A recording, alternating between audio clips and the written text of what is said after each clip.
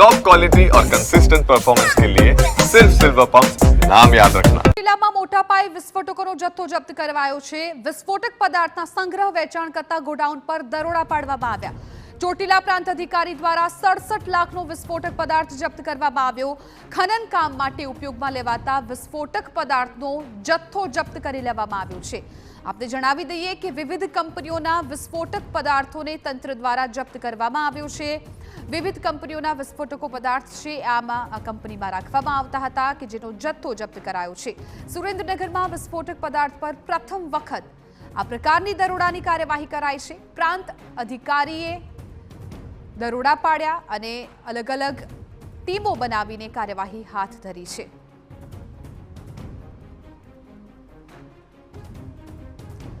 તો ચોટીલામાં પ્રથમ વખત આ પ્રમાણે દરોડા પાડવામાં આવ્યા છે। મોટા પાયે જે વિસ્ફોટકો છે તેનો જથ્થો જપ્ત કરવામાં આવ્યો છે। આ દ્રશ્યો પણ આપને બતાવીએ કે જ્યાં અલગ અલગ ટીમો છે એ જે તે સમયે દરોડા માટે પહોંચી હતી અને ગોડાઉનમાં જે પણ વિસ્ફોટકનો જથ્થો હતો એ જથ્થો પણ જપ્ત કરી લેવામાં આવ્યો છે। ખનન માટે ઉપયોગમાં લેવાતા વિસ્ફોટક પદાર્થનો જથ્થો જપ્ત કરવામાં આવ્યો છે।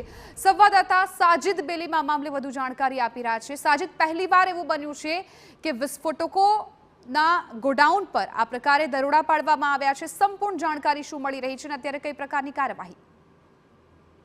જો વાત કરવામાં આવે તો જે ચોટીલા પ્રાંત અધિકારી છે તે પ્રાંત અધિકારીએ રાતના સમયે રેડ પાડી હતી। જે વિસ્ફોટકનો જથ્થો છે જે સુરેન્દ્રનગર જિલ્લાની અંદર જે કોલસાની ખાણોની અંદર ઉપયોગ કરવામાં આવે છે અને જે વિસ્ફોટ કરવામાં આવે છે અને કોલસો અને પથ્થર છોડવામાં આવે છે તેવો વિસ્ફોટક પદાર્થ છે 67 લાખ રૂપિયાનો વિસ્ફોટક પદાર્થ તેઓએ સીલ કર્યો છે। અને હાલ જો વાત કરવામાં આવે તો ચોટીલા અને ચોટીલા ખાતે આવેલા અમૃતસિંહ પ્રવીણસિંહ ઝાલા નામના જે છે આરોપી તે અને એક બીજા જાડેજા ધરુરાજ છે તેઓની બેની જે ગોડાઉન છે તે ગોડાઉનની અંદર તેઓએ રેડ કરી હતી અને જ્યાં ગેરકાયદેસર રીતે જથ્થો જે છે તે જથ્થો સંગ્રહ કરવામાં આવ્યો હોય તેવી વાત હાલ આવી રહી છે।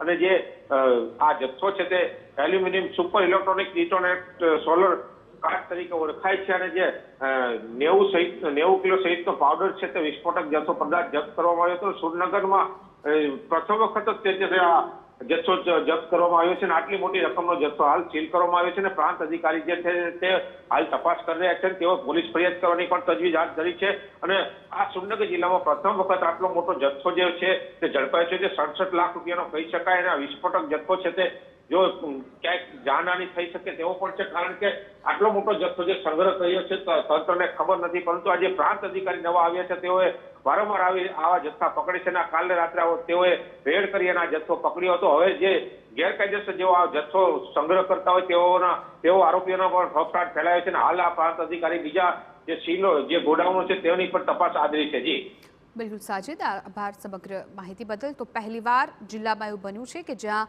વિસ્ફોટકોના જથ્થાના ગોડાઉન પર દરોડા પાડવામાં આવ્યા હોય। પ્રાંત અધિકારી દ્વારા 67 લાખનો વિસ્ફોટક પદાર્થ છે એ જપ્ત કરી લેવામાં આવ્યો છે।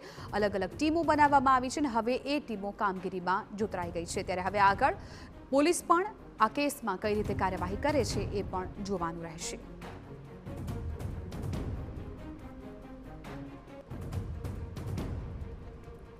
તો પ્રાંત અધિકારી દ્વારા આ કડક કાર્યવાહી કરવામાં આવી રહી છે કે જ્યાં અલગ અલગ ટીમો બનાવીને દરોડા પાડવામાં આવ્યા। ચોટીલામાં મોટા પાયે વિસ્ફોટકોનો જે જથ્થો જ્યાં રાખવામાં આવતો હતો એ ગોડાઉન પર ગઈકાલ રાતથી દરોડાની કામગીરી કરાઈ અને આ દરોડા દરમિયાન મોટા પ્રમાણમાં વિસ્ફોટકોનો જથ્થો છે મળી આવ્યો છે।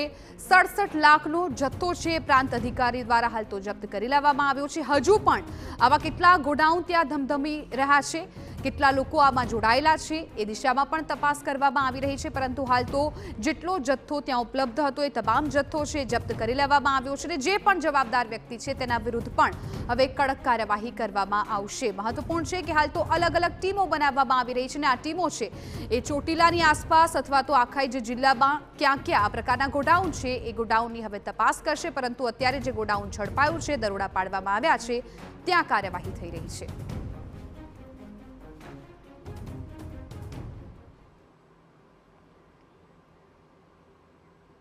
તો બનાસકાંઠા બ્લાસ્ટની ઘટના પર સીએમએ વ્યક્ત કરી છે